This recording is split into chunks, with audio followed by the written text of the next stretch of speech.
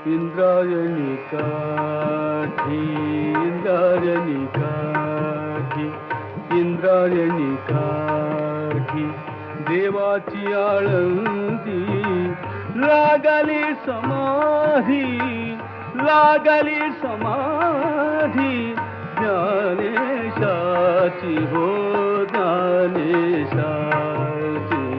इंद्रायणी काठी, इंद्रायणी काठी, इंद्रायणी काठी, इंद्रायणी काठी.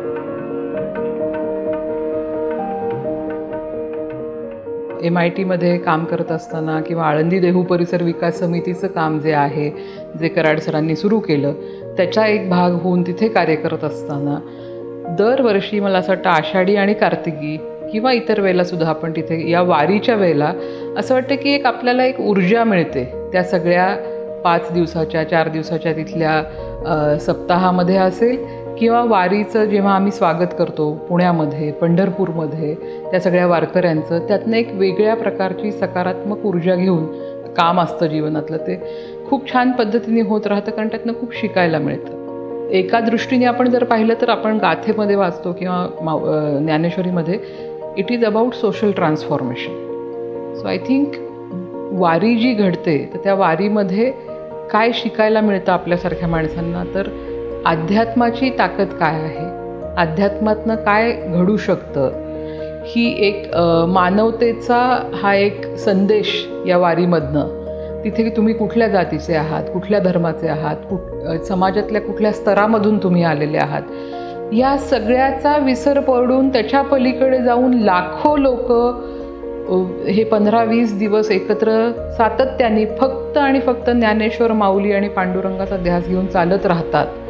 याच्या मागे जी शक्ती आहे, मला असं वाटतं याचा आपण कितीही रिसर्च केला, कितीही शोध लावायचा प्रयत्न केला तरी ते अवघड आहे, कारण की त्याचं उत्तर त्याच्यातच आहे की अध्यात्म म्हणजे काय, तुमच्या अंतरात्म्याचा जो काही उद्धार होणं असेल किंवा ते एका पलीकडे त्याच्या सर्व आपल्या रुटीन याच्या पलीकडे जाणं असेल, कुठलाही धर्म जात सगळ्याच्या पलीकडे जाऊन आपण अदरवाईज जर असं करायचं ठरवलं की एवढ्या प्रकारची लोकं एकत्र आणायची, तर हे शक्य नाही आहे. पण हे घडतंय म्हणजे ह्याच्या मागची शक्ती जी आहे ती माऊली आणि तुकारामांची शिकवण हीच त्याच्या मागची शक्ती आणि पांडुरंगावरची आपली जी श्रद्धा आहे. सो हा वारीचा अनुभव, हा आपण तिथे ती अनुभूती, तो अनुभव घेतला तर नक्कीच आपल्या आयुष्यामध्ये एक ट्रान्सफॉर्मेशन घडू शकतं असं मी स्वतः मानते. आणि ते आळंदीला अनुभवल्याशिवाय आपल्याला ते कळू शकत नाही की हे सगळं का घडतं आहे, का भजन, का कीर्तन, किंवा त्यातनं संतांनी नेमकं काय सांगण्याचा प्रयत्न केलेला आहे.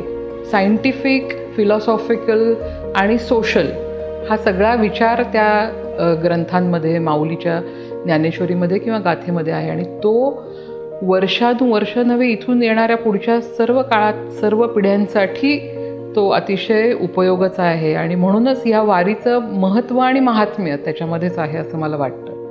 लहान मुलांच्या मनात संस्कार, आणि तुम्हाला अभंग सांगायचा ना, मग अभंग सांगा. वृक्षवल्ली आम्हा सोय रे वनचरे.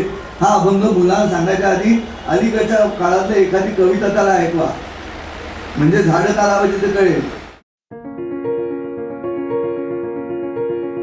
डॉक्टर विश्वनाथ कराड लातूर जिल्ह्यातल्या रामेश्वर गावी त्यांचा जन्म झाला आणि त्यांच्या पोटी माझा जन्म झाला हे मी माझं भाग्य समजते. कारण कराड कुटुंब हे महाराष्ट्राला नव्हे, संपूर्ण देशाला आणि त्याच्याही पलीकडे माहीत आहे आज MIT, मायर्स MIT पुणे या शिक्षण संस्थेमुळे हे एक नाव सर्वांनाच ज्ञात आहे. वारकरी संप्रदायाचे आम्ही पाईक आहोत आणि आमच्या घराण्यामध्ये पायी वारीची परंपरा डॉक्टर विश्वनाथ कराड सरांच्या ज्येष्ठ भगिनी प्रयागाक्का कराड यांनी जी सुरू केली, आणि तिथपासनं ही सुरुवात आळंदी ते पंढरपूरची वारी आपण सगळेजण आत्ता आषाढ महिन्यामध्ये ही वारी चालू आहे ती जी आपण अनुभवतो. तर मला असं वाटतं की आम्ही खूप भाग्यवान आहोत की लहानपणापासून आम्हाला ह्या वारीचा एक अनुभव जो घेता आला. कारण की आमच्या घरामध्ये जेव्हा MITची सुरुवातही झालेली नव्हती तेव्हा अक्का आळंदीला वारीला यायच्या, कार्तिकी एकादशीला, आषाढी एकादशीला, आणि त्यांच्यासोबत काही गावाकडची वारकरी मंडळी आमच्या घरी यायची.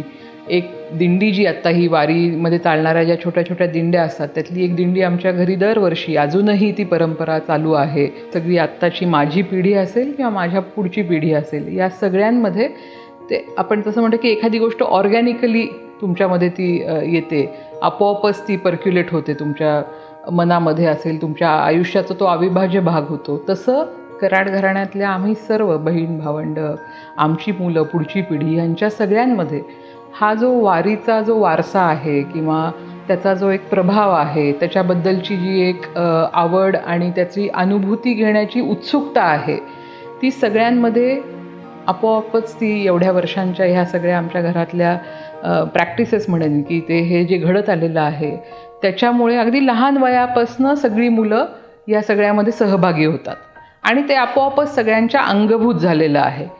आणि मला असं वाटतं की त्याच कारणामुळे असेल की कराड सरांनी अक्कांनी याची सुरुवात केली, पण संपूर्ण आमचं घराणं याच्यामध्ये पदोपदी सगळेजण इन्वॉल्ड आहेत. आणि ही परंपरा अशीच पुढे चालू राहण्यासाठी वेगळा काही प्रयत्न करण्याची आवश्यकता आहे का, तर याचं उत्तर नाही. कारण की ते आहे, आतमध्येच आहे, ते अंगभूत झालेलं आहे, ते आमच्या आयुष्याचा एक अविभाज्य भाग आहे. ते वेगळं कुणालाही समजावून सांगण्याची आत्ता आवश्यकता नाही, कारण सगळ्यांनी ते अनुभवलेलं आहे. आपण जे म्हणतो की अनुभवातनं जे शिकतो माणूस, तर अनुभवलेलं आहे की माऊली आणि तुकाराम किंवा आपला वारकरी संप्रदाय हा कशासाठी का, आणि हे करण्याने आपल्या आयुष्यामध्ये काय वेगळं घडू शकतं, काय त्याचा एक उद्देश आहे किंवा त्याच्यातनं काय चांगलं परिवर्तन आपल्या आयुष्यामध्ये घडू शकतं, हे सर्वांना आम्ही अनुभवलेलं आहे. त्यामुळे ही जी MITचं कार्य करत असताना, शिक्षण क्षेत्रातलं कार्य करत असताना अध्यात्म आणि आपल्या संत परंपरेला असंच पुढे नेत राहणं, याच्यासाठी मला असं वाटतं की ते घडणारच आहे आपोआपच आमच्या हातून. परमेश्वर ते आमच्याकडून घडवून घेतो आहे आणि हे पिढ्यानपिढ्या हे असं पुढे चालू राहणार. हे कार्य कधीही ह्याच्यामध्ये खंड पडणार नाही, याची आम्हाला सर्वांना खूप खात्री आहे.